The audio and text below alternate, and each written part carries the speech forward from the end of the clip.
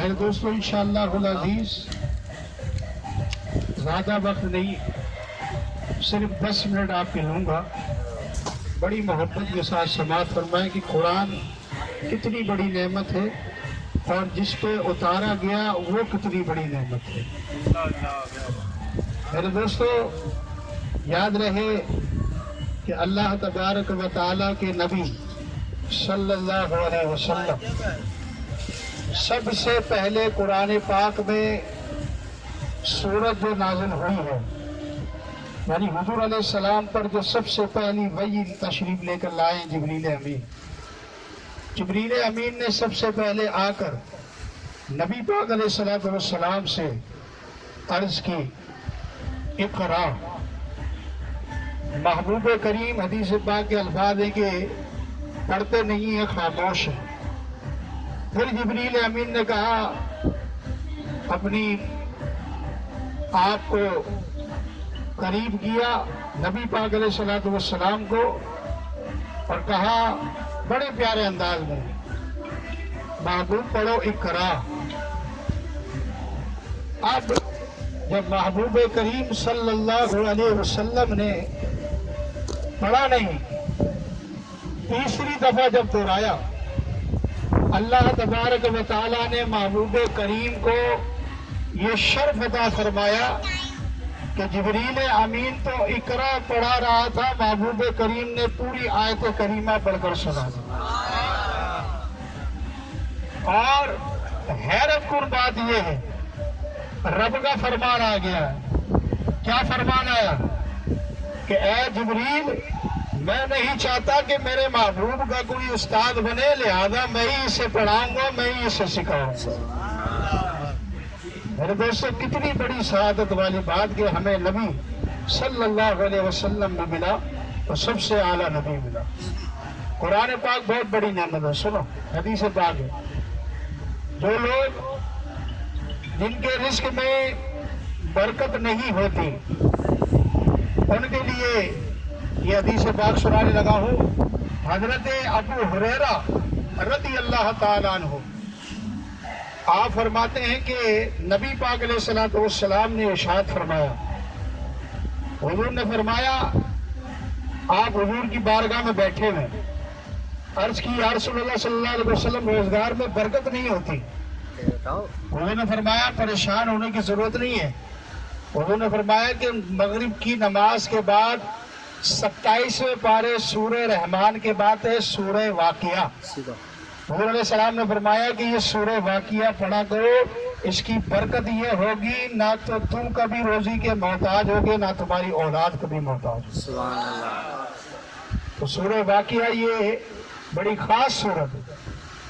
آگے سنو نبی پاک علیہ السلام نے کیا فرمایا. حضور علیہ السلام نے فرمایا جو قرآن پاک کی تلاوت اپنے گھر میں کرتا ہے، یعنی صبح اٹھ کر قرآن پاک کی تلاوت کرتا ہے، چاہے ایک آیت پڑھے، چاہے پورا پارہ پڑھ لے، چاہے وہ 2 آیتیں پڑھیں.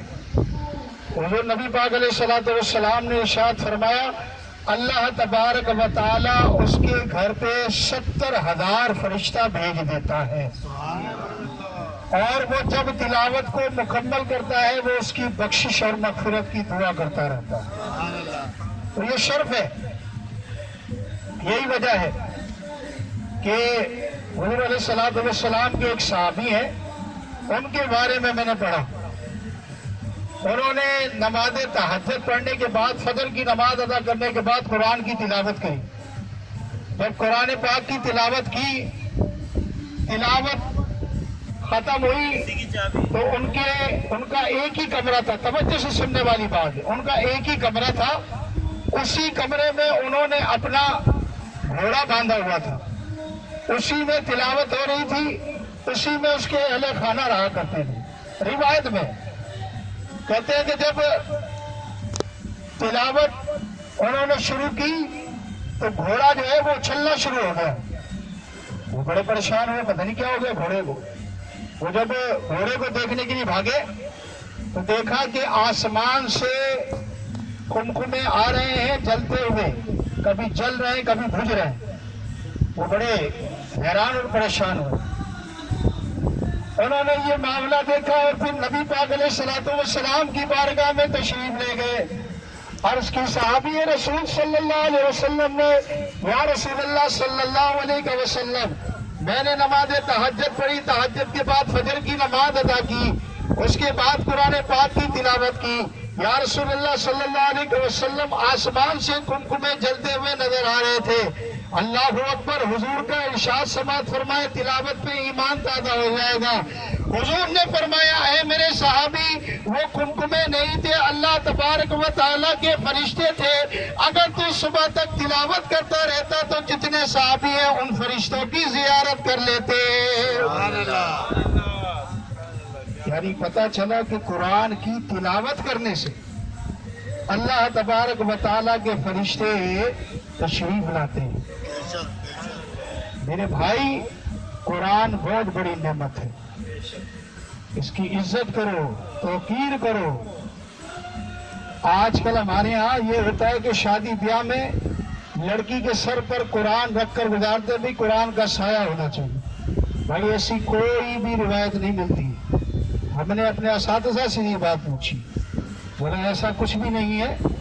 ہاں اسے تلقین کی جائے اور قرآن بھی کنز الایمان دیا جائے. اعلیٰ حضرت احمد رضا خان فاضل بریلوی رحمۃ اللہ علیہ کا ترجمہ, ادب اور احترام والا ترجمہ, کہا کہ جب وہ پڑھے تو ترجمے کے ساتھ پڑھے تو انشاءاللہ العزیز اس کے گھر والوں کو بھی ثواب ہوگا اور اس کے مرنے والوں کو بھی ثواب ہوگا.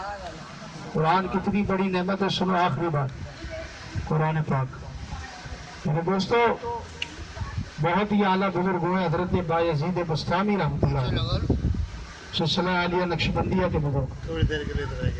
آپ ایک مرتبہ قبرستان سے گزرے, سورہ فاتحہ شریف, یہ جو الحمد شریف ہوتی ہے نا, یہ پڑھتے ہوئے گزرے.